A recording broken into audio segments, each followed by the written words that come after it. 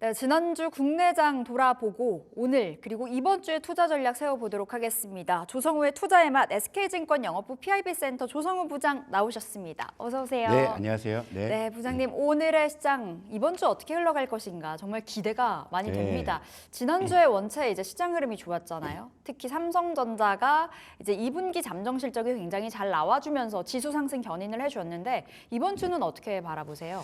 자, 일단은 지난주에 우리 삼성전자 가장 쓸데없는 걱정이 뭐 연예인 걱정이라고 하는데 우리 시장에서는 삼성전자 걱정이 아닌가. 네. 항상 그래도 우리가 생각하는 것 이상의 실적을 보여주고 있고요. 뭐 HBM3다 뭐다 뭐 논란도 많고 우려도 많았지만 그래도 역시 돈을 잘 번다 볼 수 있겠는데 자 일단은 삼성전자의 깜짝 실적이 아무래도 우리 시장의 훈풍을 좀 불어주고 있는 이제 그런 상황이기 때문에 뭐 시장은 이래저래 좀 이번 주도 조금 기대해 볼 만한 그런 흐름으로 가지 않을까 좀 보고 있고 그리고 이제 미국에서도 이제 금리 인하에 대한 시그널이 조금씩 짙어지는 것 같아요. 네. 아무래도 좀 실업률이나 이런 것들이 좀 증가했기 때문에 금리 인하의 좀 명분을 좀 실어줄 수 있는 쪽으로 흘러가고 있으니까 그래도 이전보다는 좀 좋은 어떤 시장의 흐름이 전개되지 않을까 이렇게 보고 있는데 근데 항상 이제 여러분들의 고민은 내 종목 언제 올라와 이런 거또 앞으로 어떻게 해야 될지가 이제 고민이실 테니까 예. 거기에 대한 제가 나침반을 확실하게 제시해 드리도록 하겠습니다. 오늘도 여러분들의 그 고민들 저희가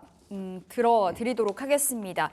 부장님께서 반바지 전략으로 가야 된다. 그때 말씀 주셨던 게 반도체, 바이오, 2차 전지 해서 반바지였는데 이번 주에도 그 흐름이 좀 유효할 거라고 보시는지 궁금하네요. 예, 충분히 그렇게 보고 있고 일단은 하반기의 한 주를 우리가 돌아보면 예. 확실히 반바지 중심으로 수급이 들어오는 것들이 보였고요. 또 그 덕분에 지수도 상승폭을 좀 키워가고 어느새 지금 뭐 2,860선이니까 그러니까요. 뭐 상반기에 뭐 이렇게 언감생심 3천 이야기하던 게 이제 현실로 좀 다가오는 분위기고 뉴욕 증시 같은 경우도 지금 이제 다시금 뭐 사상 최고치이기 때문에 사실 우리 시장이 뭐 일본이나 대만 다 사상 최고치 하고 있고 뭐 미국은 말할 것도 없고요. 그런 와중에 상대적으로 좀 더뎠는데 뭐 이제야 비로소 좀 이제 그런 쪽에 좀 보폭을 맞출 수 있지 않을까 이렇게 좀 보고 있어요. 그러니까 하반기도 일단은 반바지 중심의 반도체, 바이오, 2차 전지 중심의 전략이 일단은 유효하다. 그러니까 여름에는 반바지, 물론 가을 돼서 어떻게 될지 모르겠는데요. 더울 때는 좀 반바지를 입을 필요가 있어 보여요. 네. 알겠습니다. 자 그렇다면 부장님 반도체 이야기 나눠볼게요. 네. 삼성전자 2분기 실적이 굉장히 잘 나왔었고요. 이 안에서 삼성전자 간다고 뭐 SK하이닉스가 한미 반도체가 쉬진 않더라고요. 전반적으로 골고루 올라갔던 장이었다. 이렇게 평가를 해볼 수 있을 것 같은데 어떻게 바라봐야 될까요? 뭐 사실 뭐 더 말하면은 잔소리 같지만 제가 반도체에 대해서 항상 여러분들께 누누이 말씀드린 게 주도 섹터로서의 역할은 계속 할 거다. 하지만 이제 그 종목 섹터 안에서의 그 종목의 이제 온도차는 계속 발생할 수밖에 없다.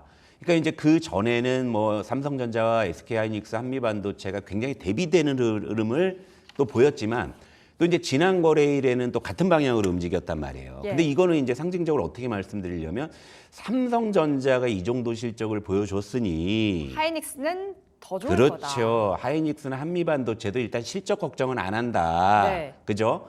그러니까 이제 그러한 것들이 이제 반영이 이제 된 거예요. 그러니까 삼성전자가 2분기 영업이익 추정치가 물론 이제 실적 발표 직전에는 좀 후하게 주는 데가 구조였어요. 그런데 이게 10조를 넘어 버렸잖아요. 근데 삼성전자의 이 2분기 실적에는 HBM3는 없었잖아요. 그렇죠? HBM3 없이 이 정도 실적을 낸 거였는데 네. 그럼 HBM3 쪽의 모멘텀을 갖고 있는 SK하이닉스나 한미반도체 실적 뭐 볼 것도 없겠다. 실적은 좋겠구나. 이제 이런 심리가 이제 다시금 이제 동반 상승을 보여준 거죠. 하지만 또 시간이 지나서 HBM3 이슈로 인해 가지고 또 그런 어떤 흔들림이나 괴리가 나올 수가 있는 거니까. 그래서 제가 이제 이 반도체 쪽은 섹터 전체로는 이제 매운맛이기 때문에 네. 종목별로 이제 그런 부분에 대해서 좀 성향에 맞춰서 접근할 필요가 있다 말씀을 드린 거였는데요. 요 그림을 한번 보면서 말씀을 드릴게요. 자, 삼성전자, SK하이닉스, 한미반도체를 그냥 다 합쳐봤습니다. 자, 최근에 반도체 쪽에서 지금 추세가 가장 좋은 종목이 바로 위에 삼성전자예요. 우상향하고 있는 게 딱 보이잖아요. 그렇죠? 뭐 일단 우리 투자에만 첫 시간부터 삼성전자 잡고 시작하자고 했는데 좋은 흐름이죠. 그때 샀었으면 정말 딱 좋은 거의 적기였는데. 10% 가까이 아마. 그렇죠. 저 삼성전자로 10% 수익 나는 거 그렇게 쉽지 않은 건데. 왜냐면 그때가 8만 원 좀 아래였던 그렇죠. 걸로 기억하거든요. 이런 상황인데 자 보세요. 중간에 이거 SK 하이닉스입니다. SK하이닉스도 어쨌건 실적은 좋고 최근에 뭐 보게 되면 실적 전망 좋잖아요. 그런데 얘는 횡보하고 있죠. 네. 그리고 한미반도체 같은 경우에는 오히려 지금 추세 자체로 약간 꺾여 있어요. 그렇죠? 그러니까 지금 반도체에서도 어떤 논리의 변화라는 게 이렇게 신압으로 반영이 되다 보니까 결국에 시간이 지나서 보면 일단 이렇게 추세를 보여주고 있다는 거죠. 자, 물론 이제 2분기 실적 시즌에 SK하이닉스 한미반도체도 제 생각에는 양호한 실적을 보여줄 걸로 예상이 됩니다만, 자, 우리가 지난주 목요일 날 봤던 그 장면 기억하시죠? 이러다가도 갑자기 뭐 삼성전자가 정말 HBM3에서 얻을 수 있는 어떤 그런 이슈들이 등장을 한다고 했을 때는 다시금 이제 그런 흔들림이 나타날 수가 있다는 거잖아요. 그러니까 반도체를 우리가 접근할 때 그래서 제가 항상 강조하는 게 인덱스를 추정하든가 아니면 업종 대표주 중심 그리고 덜 오른 쪽 네. 이런 쪽으로 말씀드렸던 이유가 이제 바로 여기에 있다라는 거죠. 그렇다고 해서 SK하이닉스 한미반도체가 앞으로 안 가냐 이런 논리가 아닌 거예요. 여전히 그럼 매운맛인 건 맞네요. 그렇죠. 근데 우리가 이제 이쯤에서 우리가 이제 이 상징적인 세 종목을 놓고 우리가 이제 어떠한 고민을 해야 되냐면 시장이 이제 계속 좋다면은 다 같이 동반해서 올라갈 수 있는 그런 기조는 이어질 것 같습니다만 주식이라는 게 뭐죠? 기대 수익과 위험의 함수라는 거잖아요. 그렇죠?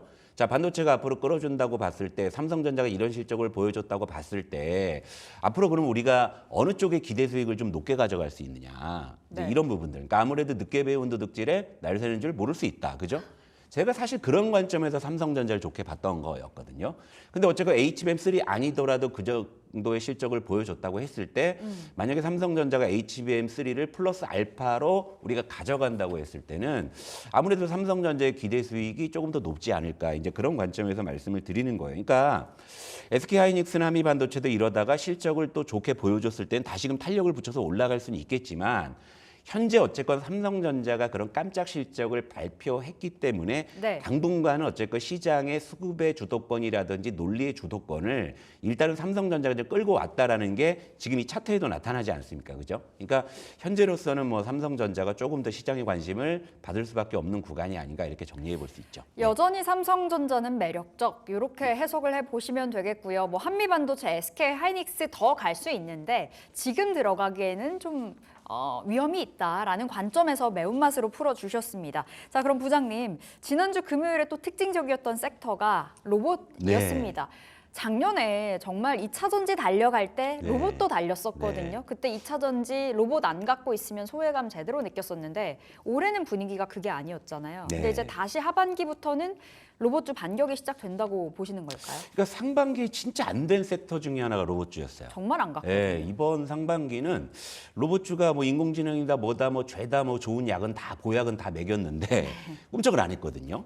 근데 하반기 들어서 이제 로봇주가 꿈틀댄다라는 거. 그러니까 제가 테마 쪽에서 여러분들께 말씀을 드렸던 게 그러니까 상반기에 주도했던 테마들이 하반기에 힘이 빠지는 게 분명히 보이잖아요. 그러면 하반기에는 아무래도 좀 새로운 테마가 출연할 가능성이 있는데 일단 게임주를 제가 하나 좀 점 찍어놨습니다. 게임주 같은 경우가 최근에 뭐 시프트업 상장이라든지 뭐 여러 가지 그리고 이제 가격적인 메리트 이런 걸로 게임주가 이제 첫 번째로 그런 가능성을 보여줬는데 이제 하반기도 상반기에 이제 철저히 소외됐던 로봇주도 좀 그럴 가능성이 있다고 봐요. 그런데 이유 없이 오르지는 않죠.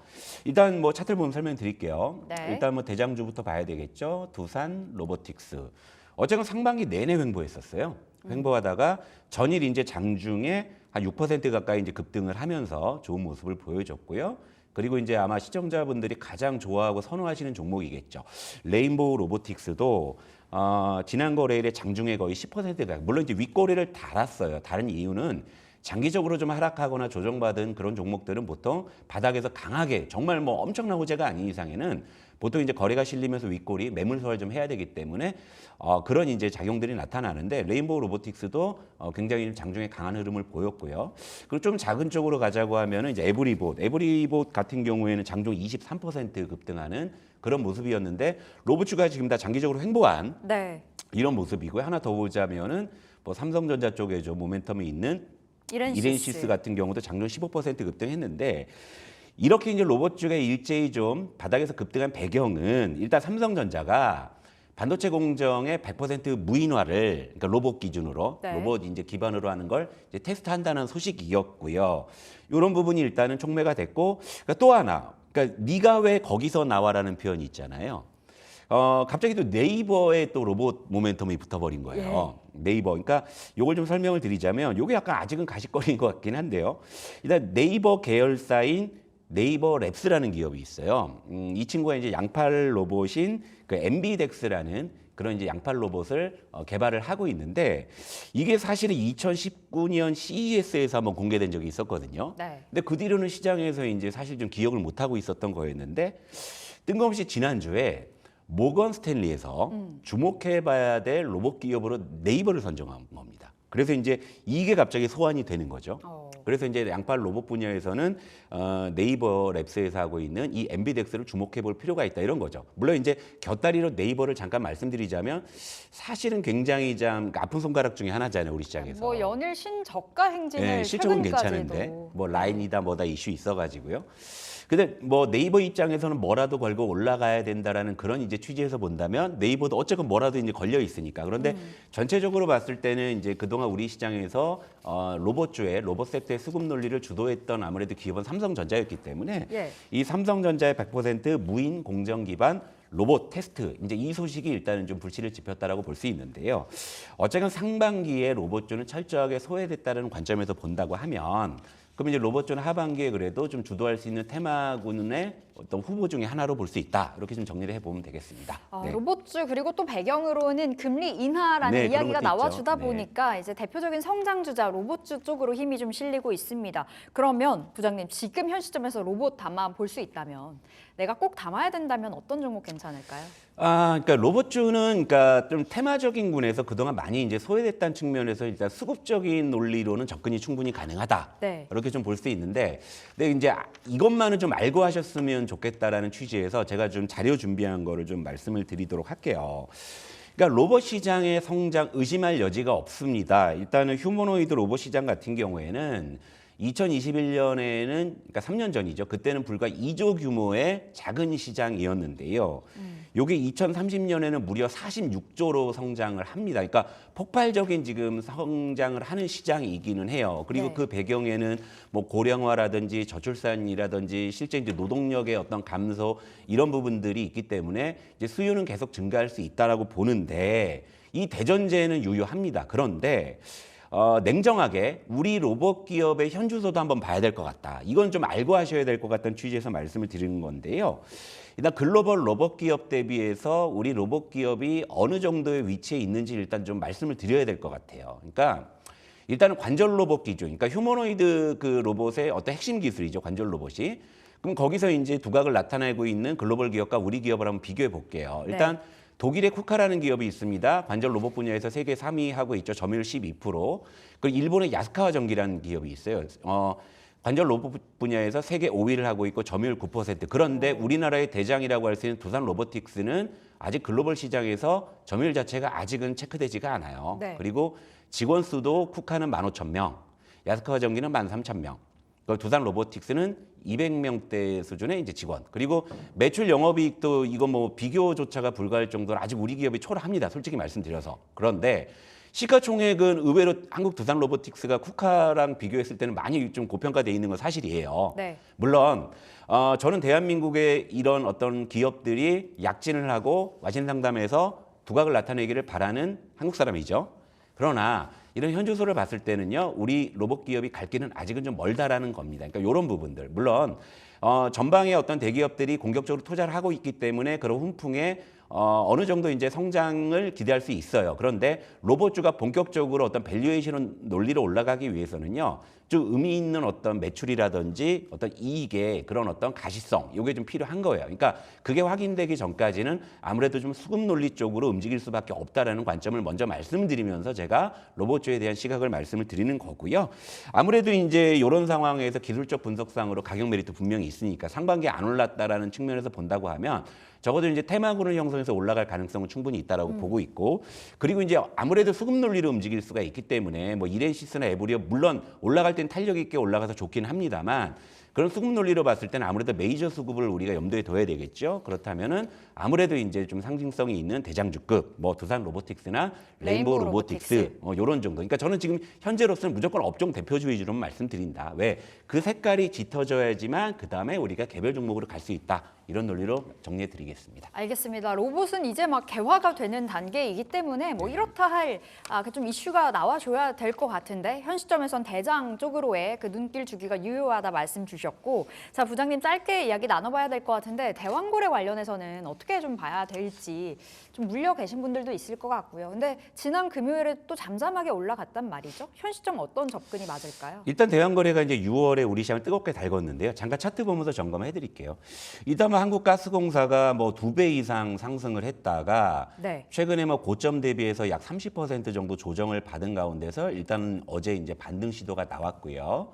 그리고 이제 또 하나 이제 거론되는 대표적인 종목 포스코 인터내셔널도 이제 비슷한 모습을 좀 보여주고 있고, 그 다음에 이제 개별주로 본다고 하면 이제 한국석유가 이제 전일에 좀 좋은 모습을 좀 보였는데, 일단 좀 기본적으로는 자율 반등이라고 봐요. 네. 자율 반등이라고 보고, 그리고 그 배경에는 최근에 유가가 좀 올라오고 있지 않습니까? 이제 이런 부분들. 그리고 이제 대왕고래 관련주에 이제 6월 말에 좀 고점에 들어가셨다가 좀 이제 마음고생하시는 시청자분들을 위해서 제가 팁을 드리자면은요. 일단은 지금 7월, 8월에 로드맵이 좀 있습니다. 사업 설명회. 그러니까 뭐 여기서 이제 글로벌 어떤 이제 석유 기업에 이제 사업 설명을 하고 이제 투자를 받고 이제 시초에 참여하는 이런 쪽에 이제 로드맵이 있는데요. 그런 일정 매매로 인한 좀 그런 어떤 접근은 가능하다고 봐요. 그러니까 예를 들면 지금 뭐 엑슨모빌이라든지 뭐 굴지의 어떤 석유 기업들이 만약에 뭐 참가한다고 하면 굉장한 호재가 될 수 있잖아요. 근데 네. 지금 구간에서는 일단은 좀 자율 반등이라고 보고 있고요. 이 대왕고래 테마는요. 어떤 추세적으로 우리가 접근한다기보다는 어떠한 특정한 스케줄이나 일정이 잡혔을 때 그때 그 일정 매매 형태로 우리가 접근하시면 참 좋은 섹터거든요. 근데 그 일정을 꼭 체크를 해야 되겠어요. 예, 그렇죠. 그러니까 지금 7, 8월에 이제 사업 설명회 일정이 있는데 이제 그런 부분들을 이제 아무래도 그런 거 이제 정부에서 주도하고 있기 때문에 그런 일정들이 이제 나오게 됩니다. 그러니까 그런 일정들을 좀 체크하시는데, 저도 이제 뭐 좀 가시적인 일정이 뚜렷하게 나온다고 하면 그건 제가 후속적으로 말씀을 드릴 건데요. 일단 마음고생을 많이 하시는 상황이지만 저는 어떤 일정에 따라서 이제 다시금 이제 반등은 가능하다고 보기 때문에 이제 그 시점에서 일단 좀 반등 시에 좀 비중을 줄여나가시면 좋을 것 같고요. 일단은 사실 이런 대왕거래 테마는 트레이딩 스킬이 좀 뛰어나신 분들, 좀 숙련된 분들, 좀 그런 분들에 한해서만 좀 접근하셨으면 좋겠다. 그러니까 좀 어떤 매매에 좀 익숙하지 않으신 분들, 뭐 이런 분들은 아무래도 이제 이런 좀 변동성이 엄청나게 큰 테마보다는 좀 가격 메리트가 있는 쪽으로 좀 그런 쪽에서 기회를 보시면 좋겠습니다. 네, 반등할 건데 반등했을 때 챙기는 전략으로 가야 네. 된다 말씀 주셨고, 원체 좀 변동성이 큰 테마주이잖아요. 그렇다 보니까 숙련된 사람들만 좀 접근해 보자라고 좀 말씀 주셨습니다. 우리 조성우의 투자의 맛 오늘 여기서 마무리 지어보도록 할게요. 부장님 여기서 보내드립니다. 고맙습니다.